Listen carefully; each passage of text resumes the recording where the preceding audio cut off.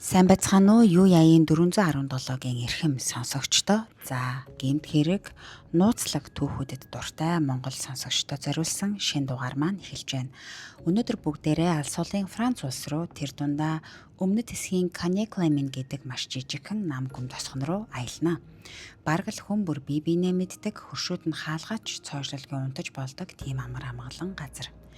Гэвч 2020 оны 12 дугаар сарын тэр нэгэн хүйтэн шөнө энэ тосгоныг бүхэлдэн зочроосон аимшигтай үйл явдал болсон юм а.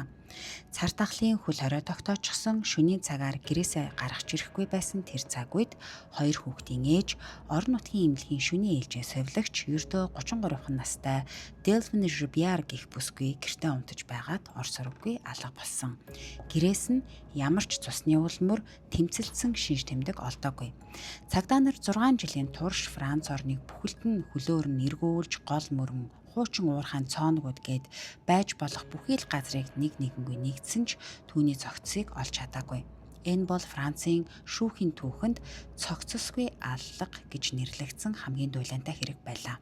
Тэгвэл саяхан буюу 2026 оны 7 дугаар сард энэ хэрэгт хинж төсөөлөөгүй нэгэн эргэлт гарсан. За өнөөдөр бүгдээрээ энэ нууцлаг хэргийн зангилааг эхнээс нь тайлж хүний шунал, хардлага, атаа хорсол ямар эмгэнэлтэй зүйлд хүргэж болдгийг хамтдаа сонсцгоё.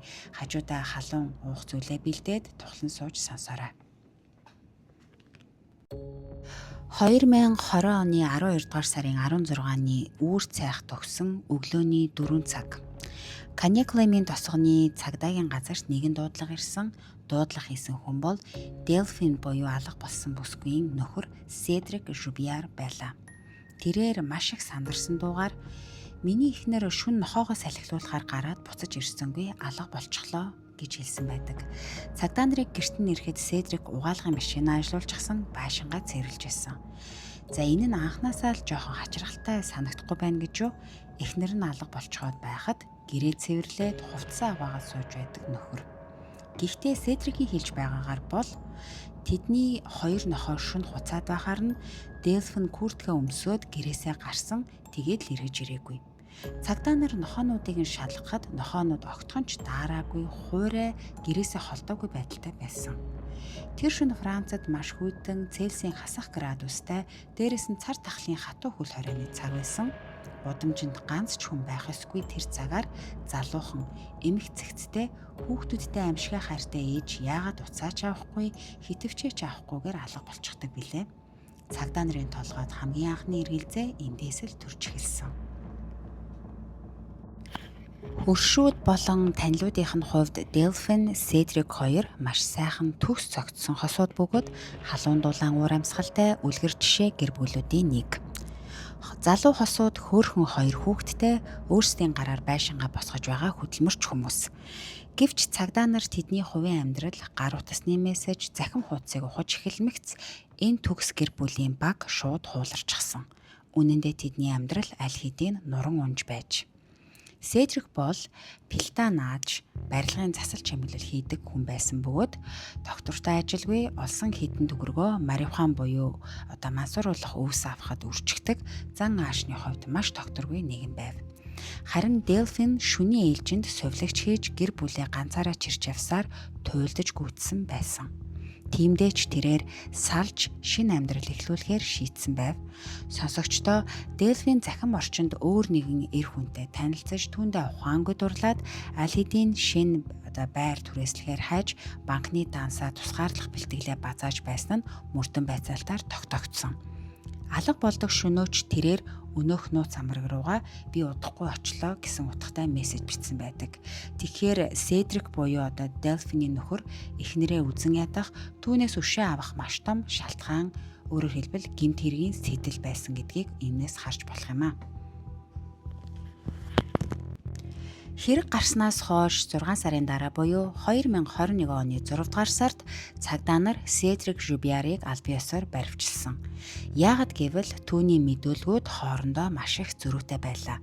Тэрээр би шөнө унтаж байсан гэж мэдүүлсэн ч тухайн унтаж байсан гэсэн шөнийн цагаар утас нь идэвхтэй байсныг түүний дата шинжилгээний үеэр харуулсан.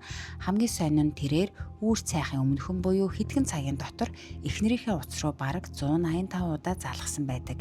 За энэхүү дуудлага нь зүгээр нэг санаа зовсон нөхрийн үйлдэл биш, харин шүүхийн өмнө би эхнэрээ хайж байсан гэж өөртөө хиймэл алабай үүсгэх гэсэн зориудын оролдлого байсныг прокурорууд баталсан.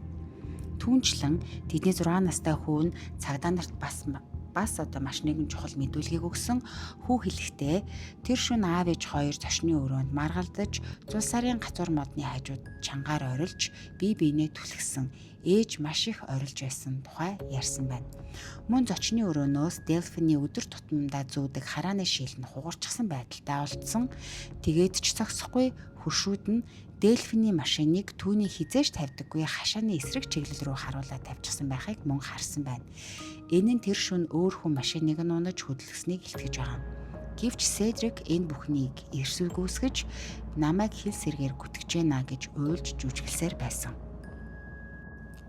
Сонсогчдоо цагдаа нарын олж мэдсэн бас нэг эвгүй зүйл юу гэж Cedric хэрэг гарснаас хойш ганц бие байх хугацаанд хит хэдэн эмэгтэйтэй болцож амьдсан байдаг. За эхнэр нь алга болцсон байгаа гэж мэдүүлэг өгöd байгаа хэрнээ өөр эмэгтэйчүүдтэй болцоод яваад байсан байгаа.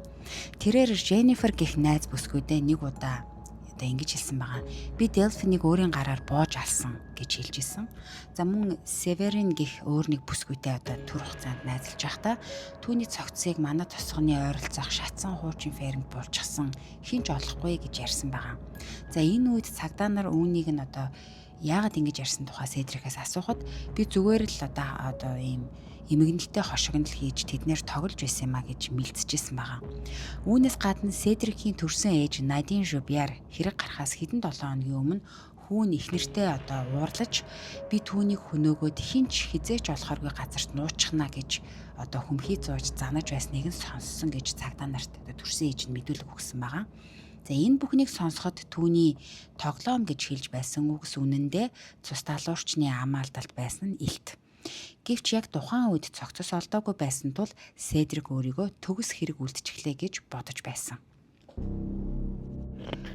За манай Монголын эрүүгийн хуулиар бол гэмт хэргийг нотлоход гарцаагүй баримт, за хүн амны гэмт хэрэгтэй холбоотой бол цогцос, ДНХ эсвэл бусад төрлийн хатуу нотлох баримтууд шаардлагатай байдаг.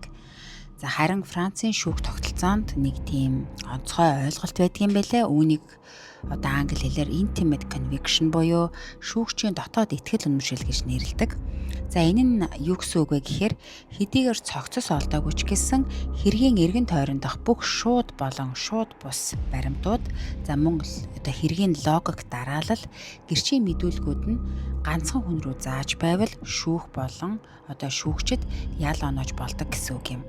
Ингээд 2025 оны 10 дугаар сард хэрэг гарснаас хойш буюу бараг 5 жилийн дараа Францын шүүх Cedric Joubiar-ыг эхнэрийнхээ айманд хүрсэн гэж үзээд 30 жилийн хорих ял оноосон. За Cedric шүүх хурлын танхимд ялыг сонсохдоо би гимгүй гэж уйлан донгодож өөрийгөө гим бурууг зүтгэсээр байсан. За тэгээд тэрээр яасан гэхээр дараагийн шатны шүүхэд давж заалтгаар бэлтгэж эхэлсэн. Түүний өмгөөлөгч нар цогцос байхгүй тул энэ хүнийг ялдаж болохгүй гэсэн үндслэлээр давж заалтаж эхэлсэн байгаа. За давж заалдах шатны шүүх хурал 2026 оны 9-р сард болохоор товлогдсон. Гэтэл 2026 оны 7-р сарын ихээр Шоронгийн хааны цаанаас хинж төсөөлөөгүй тийм том тесрэлт болсон. За өөрөөр хэлбэл давж заалдаас нэмэргүй гэдгийг ойлгосон Cedric Joubiar өөрийн өмгөөлөгчөөрөө дамжуулан шүүхэд загтал илгээж анх удаага хэрэгээ хүлээсэн. За тэрээр загталтаа юу гэсэн бэ гэхээр тэр шөнө яг юу болсныг нарийн тайлбарлсан. 12 дугаар сарын 15-ны шөнийн 23 цагийн үед тэрээр Delphi-нийг өөр эрэгтэй рүү удахгүй очлоо хайртай шүү гэсэн мессеж бичиж байгааг нь гар утсан дээрээс нь олж мэдээд За тэгээд үүнээс болоод тэдний тунд Зулсарын гацуур модны хажууд маш ширүүн зодоон хэрүүл тэмцэл болсон байгаа.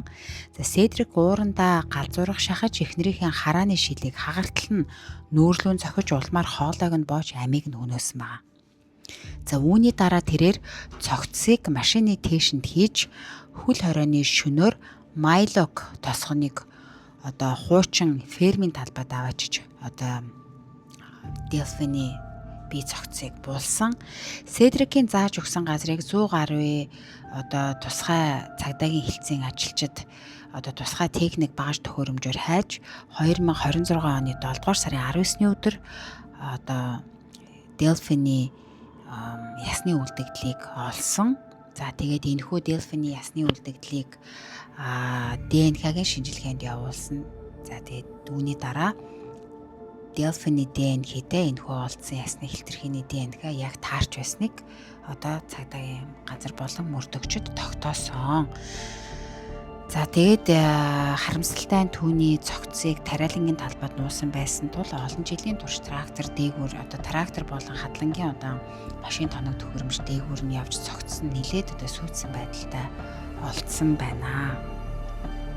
За ингээд Делфин Жубиар хэмээх энэхүү эмэгтэйн алхахыг түүний ханилан суусан нөхөр хийсэн болох нь ингээд тогтоогдсон. За өнөөдрийн байдлаар Делфины 2 хүүхдийн өмгөөлөгч өөрийн байр суурийг илэрхийлсэн.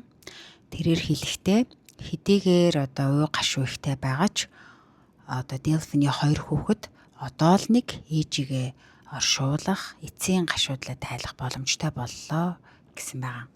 За шүүх хурал дээр түүний өмгөөлөгч нар энэ бол санаатай алга биш, гэр бүлийн маргаанаас болсон санамсаргүй өхөл гэж түүнийг өмгөөлж ялыг нь хөнгөлгүүлэхийг оролдож байгаач 5 жилийн турш эхнэрийнхээ цогцсыг трактор болон бусад тоног төхөөрөмжүүдээр гიშгүүлж тариалангийн талбайд хайчаад хүүхдүүдийнхээ өмнө юу ч болоогүй мэт жүжиглж байсан энэ нэрийг энэхүү эрэгтэйг Францын ард түмэн магадгүй хинч уучлахгүй болов. Хүний амьдралын шунал, хардалт, хувайчээсэн зан эцэстээ ямар их гай завлан хагцал авчирдгийг энэ хэрэг бидэнд бэлэхнээ харуулж байна. За тэгээ сонсогч та үүн дээр юу гэж бодож байна вэ гэж би бас асуумаар байна. Яагаад тэгэхээр энэ орчин цагт гэр бүлийн салалт маш их үүссэн байна. Хэрэв хүмүүс бас хоорондоо тохирохгүй байвал бас үүнийг нэг тийм зоригтойгоор ил тод байдлаар ярилцдаг, ойлголцдог байгаасаа гэж би бас их боддгийн. Тэгээд Седрик Жубиар 5 жилийн турш эхнэрийнхээ цогцыг нууж шүүхийг мэхэлж чадсан нь түүний ухаантай байсных уу эсвэл зүгээр азуу гэж би бас их гайхаад байгаа. За та бүхэн маань өөрсдийн сэтгэгдлээ манай подкастын доор үлдээгээрэй. За өнөөдрийн дугаарыг дуустал сонссон, надтай хамт байсан та бүхэндээ маш их баярлалаа. Дараагийн дугаараар илүү сонирхолтой гэмт хэргийн түүхээр эргэн уулзцгаая. Түр баяртай сайхан амраарай.